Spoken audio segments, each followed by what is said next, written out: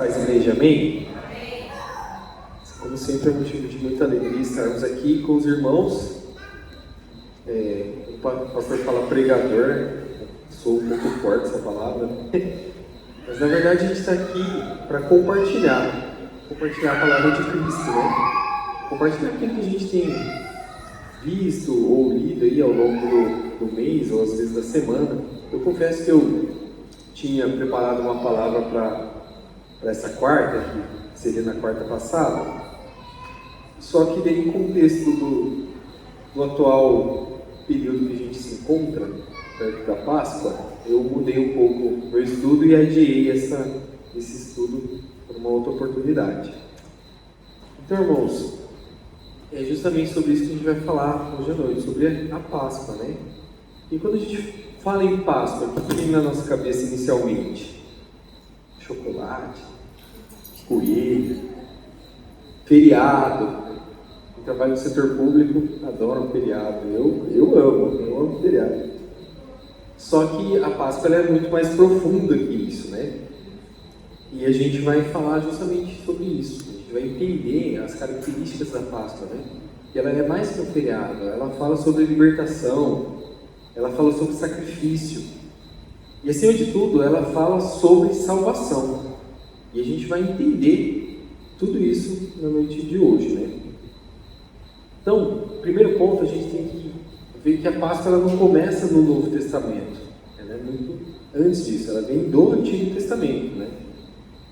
E hoje a gente vai entender sobre a primeira Páscoa, o significado dela para o povo de Israel e como depois ela vai se consolidar na figura de Jesus Cristo e vai trazer o significado para nós como ela é hoje. Então, primeiramente, a gente vai lá ler em Êxodo. Quero que sua Bíblia aí, em Êxodo, no capítulo 12, né?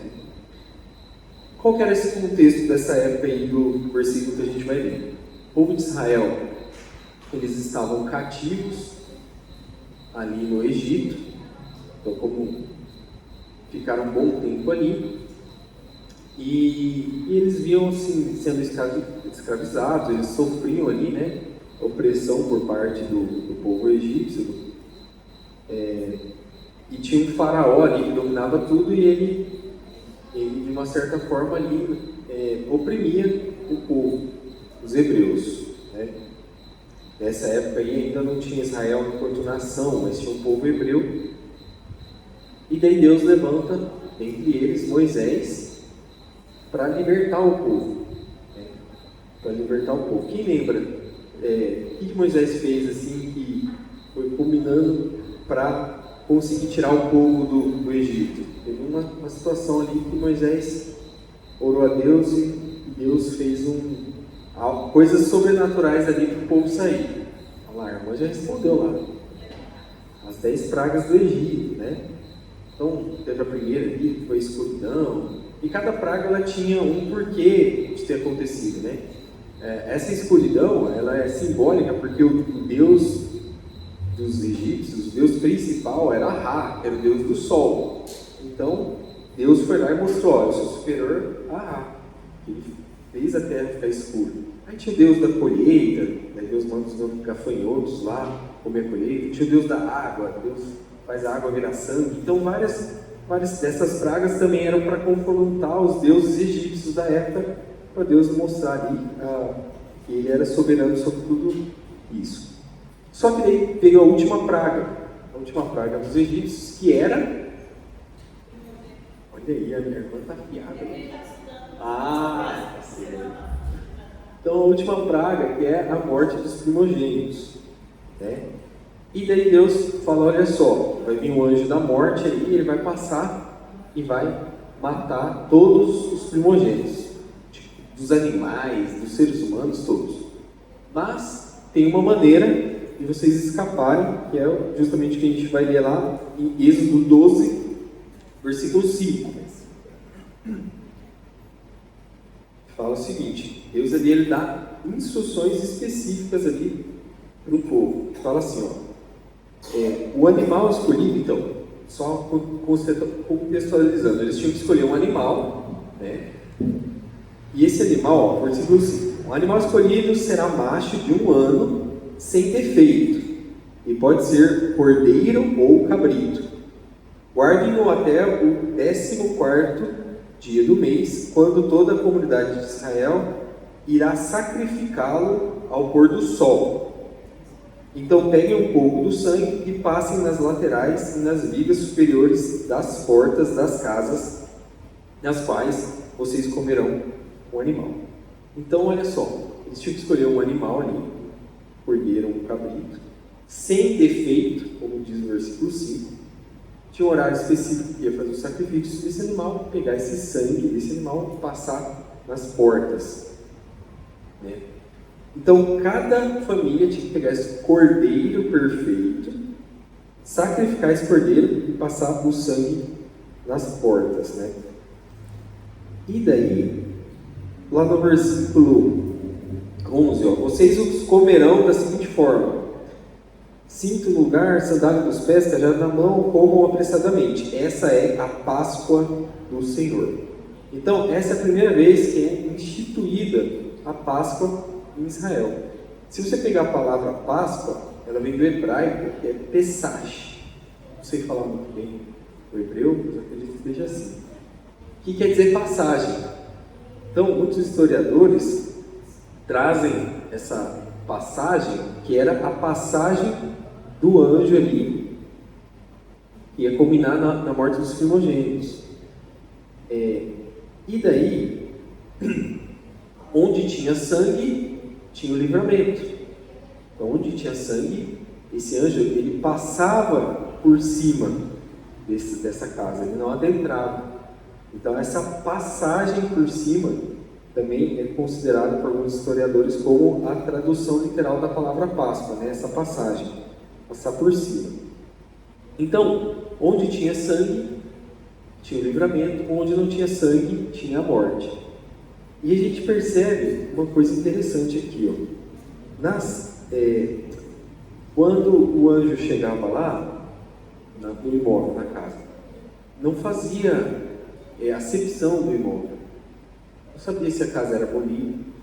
Ele não ligava, na verdade, se a casa era bonita, se a casa era feia, quem estava morando lá na casa, se era uma autoridade ou se não era, se a pessoa que estava lá era importante ou se não era, qual que eram as condições financeiras que os moradores daquela casa tinham ou não. Qual que é o único elemento que ele levava em consideração? Era o sangue. Era o sangue na porta. Ou seja, se aquela casa estava coberta pelo sangue, não haveria morte. Então, o sangue aqui era o sangue que trazia a libertação, trazia o livramento, vamos dizer. Então, olha só como que é já algo aqui que já vai trazendo para a gente qual que era o sentido da criação da Páscoa, né? Onde havia sangue, havia o livramento. Então, não era por mérito da pessoa que estava na casa, não era pelo que ela fez ou deixou de fazer, não era pelo quem ela era ou deixava de ser, não é pelo que ela tinha ou não tinha, é se ela tinha colocado o sangue, se a casa dela estava guardada pelo sangue. Olha só que interessante, isso vai ficando. Então tá, daí depois disso, a gente ainda em Êxodo 12, a gente lê lá no versículo 14: esse dia será um memorial que vocês e todas as suas gerações celebrarão como festa do Senhor. Celebrem como estatuto perpétuo. Então esse versículo já tem várias palavras interessantes aqui, ó. É um memorial, ou seja, vocês têm que recordar disso sempre. Você vai passar para as suas gerações celebrarão. Então você vai ensinar para as outras gerações que vão vindo. Você vai ensinar isso daí para elas celebrarem também. E como estatuto perpétuo, ou seja, para sempre. Então a Páscoa aqui, ela foi instituída para sempre. Então até hoje o povo hebreu, eles comemoram a Páscoa. E nesse sentido de libertação do povo do Egito. Pois bem, Ainda no capítulo 12, agora lá no versículo 26, Êxodo 12, 26. Quando seus filhos perguntarem: o que essa cerimônia significa para vocês? Respondam-lhes: é o sacrifício da Páscoa ao Senhor, que passou sobre as casas dos israelitas do Egito e salvou as nossas casas quando matou os egípcios. Então o povo curvou-se em adoração. Então aqui era de fato instituída por Deus a primeira comemoração da Páscoa, que seguiria adiante todos os anos, de geração em geração, até nos dias de hoje. O povo hebreu, que hoje são os israelitas, comemoram a Páscoa nesse sentido aqui. Então, a Páscoa era a memória, eles tinham que lembrar, era um ensino, ou seja, ensinando para as gerações posteriores, e a renovação da fé. Então você sempre ia lembrando daquilo, e aquilo ia renovando sua fé, te trazendo esperança de alguma forma. Tá, e nos dias de hoje, para nós cristãos? Então esse aí já foi um contexto histórico, como surgiu, Mas, nos dias de hoje, a gente tem que lembrar que essa saída do Egito não era o fim da história, mas era uma preparação para o que haveria de vir. Então essa Páscoa que comemorando era só o começo do verdadeiro significado da Páscoa. E lá em João 1, 29, é um dos versículos que eu mais gosto, é quando João ele olha, João 1, 29, que diz o seguinte: João estava ali, com alguns dos seus discípulos, e vinha vindo até eles Jesus. Então, 29. No dia seguinte, João viu Jesus aproximando-se e disse: vejam, é o Cordeiro de Deus que tira o pecado do mundo. Então, é o Cordeiro Santo de Deus que tira o pecado do mundo. Então, lembre de uma coisa: lá no Egito, o Cordeiro ele tinha que ser sem defeito. Jesus foi o único homem perfeito que viveu sobre a terra, ou seja, não tinha defeito, não tinha pecado. Lá, eles teve derramamento de sangue de um cordeiro inocente, foi colocado na porta. Jesus morreu de forma inocente e derramou seu sangue na cruz. Lá no Egito, o livramento era na morte física, e agora o livramento é para a salvação eterna. Então, o livramento da morte eterna para a salvação eterna. Então, olha os paralelos que tiveram lá da Páscoa do Egito para a nossa Páscoa atual. E lá em 1 Coríntios, Paulo ele fala o seguinte no versículo 1 Coríntios 5, 7. Livrem-se do fermento velho para que vocês sejam massa nova e sem fermento como realmente são, pois Cristo, o nosso Cordeiro Pascual, foi sacrificado. Então aqui Paulo ele já chama Jesus Cristo ali de Cordeiro Pascual. Ele fala: esse é o Cordeiro Pascual. Assim como João falou que esse era o Cordeiro Santo de Deus que tira o pecado do mundo, aqui Paulo ainda corrobora com isso, falando que Jesus era o Cordeiro Pascual. Então, não é coincidência, irmãos, que Jesus ele institui a Santa Ceia do Senhor quando? No momento de Páscoa. Ele institui a Santa Ceia na Páscoa. Quando ele fala lá em Lucas 22, versículo 19, ele fala, é um versículo, acho que a gente quase sempre lê na Páscoa, na ceia, Pegando o pão, deu graças, partiu e deu aos discípulos, dizendo: isso é o meu corpo dado em favor de vocês. Façam isso em memória de mim. Da mesma forma, depois de ter comido o pão, ele pegou o cálice e disse: esse é o cálice, é a nova aliança no meu sangue, que é derramado em favor de vocês. Então ele fala: esse pão aqui simboliza o meu corpo, esse cálice que simboliza o meu sangue, que é derramado em vocês. Ele estava falando de algo que ainda ia acontecer, né? Talvez ali naquele primeiro momento os discípulos não tivessem entendido, ele está falando que vai entregar o corpo, vai derramar o sangue, o que ele quer dizer com isso? E depois, com a crucificação, eles passam a entender o que Jesus queria dizer. Então, agora, não era mais sobre esse cordeiro lá do Egito, não era mais sobre esse animal, agora era sobre o Cordeiro Santo de Deus. A Páscoa, ela se transforma na celebração da crucificação de Cristo, né? da sua morte e depois da sua vitória sobre a morte. Então, quando a gente está aqui na ceia, na Santa Ceia, a gente é um ato de celebração da vitória de Cristo sobre a morte, da ressurreição de Cristo. Então, não é só da morte, mas da morte e da ressurreição. E a gente faz isso, essa celebração, ele fala assim, ó, façam isso em memória de mim. Então é para a gente mesmo se lembrar do sacrifício que foi feito a favor de nós, e da gente se lembrar de a gente ter esperança na sua vida. Porque percebam, quando a gente fala, a gente relembra de Cristo, dessa Páscoa, da sua morte, a gente lembra da sua ressurreição, que Ele foi e está preparando um lugar para nos levar. É diferente de qualquer outra religião, qualquer outra pessoa que passou por esse mundo, ela simplesmente morreu. Jesus Cristo não, Ele morreu e Ele venceu a morte, e Ele ressuscitou. E é nisso que nós cremos. E essa é a nossa Páscoa, é a celebração da morte e da ressurreição de Cristo.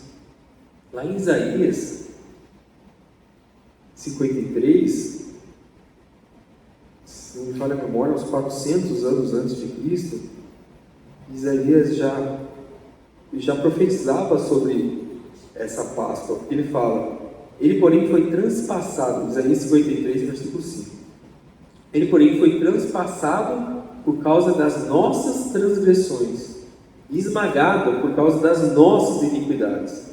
O castigo que nos trouxe a paz estava sobre ele, e pelas suas feridas ou pelas suas pisaduras nós fomos curados, nós fomos sarados. Então aqui já é a profecia do que haveria de vir, né? De como ele foi, versículo 7, ele foi oprimido e afligido, contudo não abriu a boca, como ovelha muda foi levado ao matadouro, como uma ovelha que fica muda diante dos seus tosqueadores, não abriu a boca. Então aqui já era Isaías falando que teria uma ovelha e pelas suas pisaduras nós seríamos sarados, pelas nossas transgressões ele seria castigado. Então ele aqui já falava de Jesus Cristo, já falava do que ia acontecer, e já falava da celebração de Páscoa. E engraçado que ele usa a palavra cordeiro, a palavra ovelha aqui.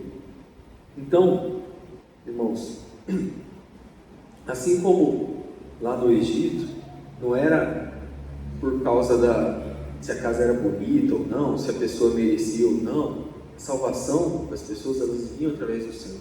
E assim é a nossa salvação.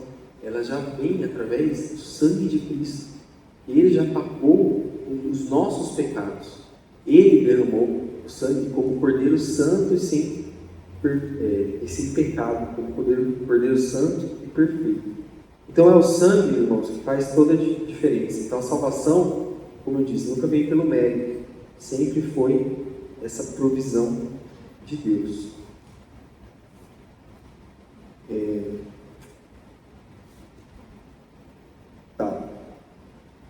Hoje, daí você fala assim, mas o que tudo isso aí tem a ver com o coelho e com o chocolate? Aí eu trouxe aqui o significado. O coelho, ele vem de tradições europeias, ele simboliza a fertilidade, ou seja, uma vida nova. E o ovo, ele simboliza o nascimento, a renovação. Aí depois o ovo, ele se transforma em um ovo de chocolate ali, né? Mas você vê que até o mundo, quando foi criar esses simbolismos, eles remetem ao verdadeiro significado da Páscoa, né? Porque o coelho fertilidade, vida nova. O ovo é renovação. Então, tudo isso já veio copiando ali os verdadeiros significados da Páscoa. E assim, irmãos, a gente sabe que cada data importante, principalmente no calendário cristão, que a gente está num país majoritariamente cristão, o comércio ele se apropria ali de algumas datas e aproveita para movimentar o comércio, para lucrar ali, enfim, em cima disso, né? Então a Páscoa ali foi instituído esse coelho, depois o ovo, que era a tradição eles procurar ovo, daí viram um ovo de chocolate para sair vendendo ali e tal. Mesma coisa o Natal, e daí criou-se a figura do Papai Noel, a árvore de Natal e tudo mais. Então o que eu queria dizer? Que esses simbolismos, eles são única e exclusivamente assim para fins mercadológicos, né? Para fins do comércio, vender mais. Né? Quem não comprou chocolate aí nessa Páscoa? Quem não ganhou chocolate? Né? As crianças adoram chocolate, né? E não estou falando assim, é errado eu comprar chocolate para o meu filho na Páscoa. Eu estou falando que é errado você não ensinar o verdadeiro simbolismo da Páscoa, o verdadeiro significado da Páscoa. Até esse dia, ele ganhou o chocolate da avó dele, e ele estava comendo, e ele falou assim, esse negócio desse coelho aí, esse coelho nem morreu por mim. Então eu dou mérito ali para as irmãs da escola bíblica dominical. A gente fala lá em casa também, mas eu nunca cheguei a falar dessa forma. Então com certeza ele aprendeu aqui na igreja, que o coelho não morreu por ele. Então assim, chocolate é gostoso, eu também gosto, tal, mas a gente não tem que deixar de lembrar o verdadeiro significado e passar para as futuras gerações, passar para os nossos filhos os verdadeiros significados. Você fala, eu estou dando esse chocolate aqui, mas a Páscoa significa o Cordeiro Santo de Deus que foi morto pelos nossos pecados. Esse é o significado da Páscoa. Essa é a verdadeira Páscoa. Isso aqui é só porque você vai sair com a criança no mercado e ela vai ver chocolate para todo lado. Na televisão, chocolate para todo lado. Então, não estou falando assim, não vamos dar chocolate. Não. Você só não pode deixar de explicar o verdadeiro significado. O que de fato aconteceu na Páscoa, né? Por que a gente, enquanto cristãos, celebra a Páscoa? Então, olha só que interessante. Mesmo as pessoas criando esses novos símbolos, elas remeteram à questão da vida nova, à questão da renovação, né? Como lá em Coríntios, 2 Coríntios 5,17 fala, né? Quem está em Cristo, nova criatura é. As coisas velhas se passaram, isso tudo se fez novo, né? Então, relembra da nova vida com Cristo. Então, irmãos, para a gente ir caminhando para o final aqui. Na primeira Páscoa, eu sempre faço isso na escola bíblica dominical, a gente vai fechando a lição, a gente faz um overview, assim, um resumo de tudo que a gente falou aqui. A primeira Páscoa, o sangue do Cordeiro ele livrou da morte física. Agora, na nossa Páscoa, o sangue de Cristo, ele nos livra da morte eterna. Naquela Páscoa lá era um cordeiro perfeito, era um animalzinho, um sangue inocente foi sacrificado. Na nossa Páscoa é um cordeiro perfeito, cordeiro de Deus que tira o pecado do mundo, como João falou, mas é a figura de Jesus Cristo. Ele que inocentemente derrama o seu sangue e paga pelos nossos pecados. Então, a pergunta que fica é, será que a gente tem dado esse devido valor, essas datas cristãs, a gente, igual eu falei aqui, passando para as futuras gerações, ensinando nossos filhos, ou todas as crianças, ou qualquer criança que esteja ali ao seu alcance, ou até adulto que seja, que não conhece o verdadeiro significado, né? Porque a gente tem falado que a Páscoa, a gente comemora a Páscoa pelo verdadeiro significado que ela é. É Jesus Cristo se entregando pelos nossos pecados, pelos meus pecados, pelos seus pecados. E relembrando, assim como a gente faz na Santa Ceia, lembrando do sacrifício, mas trazendo a nós a esperança que está lá. E eu vou deixar um versículo aqui lá em Hebreus 9:28, que fala assim: assim também Cristo foi oferecido em sacrifício, uma única vez, para tirar os pecados de muitos. Então aqui, falando do sacrifício de Cristo, né, da verdadeira Páscoa, e aparecerá pela segunda vez, não para tirar o pecado do mundo, mas para trazer a salvação aos que o aguardam. E quem está aguardando essa vinda de Cristo? Amém? Todos nós, né? Todos nós estamos aguardando essa volta de Cristo. E dessa vez, como diz aqui, ó, para trazer salvação aos que o aguardam. Então, que eu e você nessa noite possamos estar com o coração coberto pelo sangue de Cristo, coberto pelo sangue que tira o pecado do mundo, que a gente possa trazer no nosso coração, toda vez que a gente participa de uma Santa Ceia ou de uma Páscoa, a gente traga no nosso coração a esperança do retorno dele para buscar o que? Como o versículo diz, os que o aguardam, para salvar os que o aguardam, que nós possamos aguardar pacientemente o retorno de Cristo. Eu queria convidá-los para a gente fazer uma oração. Oração de gratidão a Deus. Senhor, nosso Deus, nosso Pai, graças te damos, Pai, por mais essa oportunidade de estarmos aqui na casa do Senhor, para ouvir mais de Ti, Senhor, para ouvir mais da Sua palavra, Senhor, e para trazer no nosso coração, Pai, a lembrança do sacrifício feito na cruz ali, Senhor, pelo Seu corpo entregue, pelo Seu sangue derramado em favor de todos nós aqui, Pai, que não merecíamos, Pai, mas que o Senhor de bom grado se entregou como ovelha muda, calado ali ao matadouro, Pai. Muito obrigado por ter feito esse sacrifício por nós, Pai. E trazemos ao nosso coração nessa semana em que comemoramos a Páscoa, o seu sacrifício, mas também a sua vitória sobre a morte, Senhor. E trazemos ao nosso coração a esperança da sua promessa, que um dia vai vir buscar os que estão ao seu aguardo, Senhor. E nós estamos aqui, Senhor, aguardando, Pai, trilhando os caminhos do Senhor, Pai, para que possamos, na sua vinda, Senhor, nos apresentarmos ali dignos de merecer a Ti, Senhor. Essa é a nossa oração, em nome de Jesus. Amém.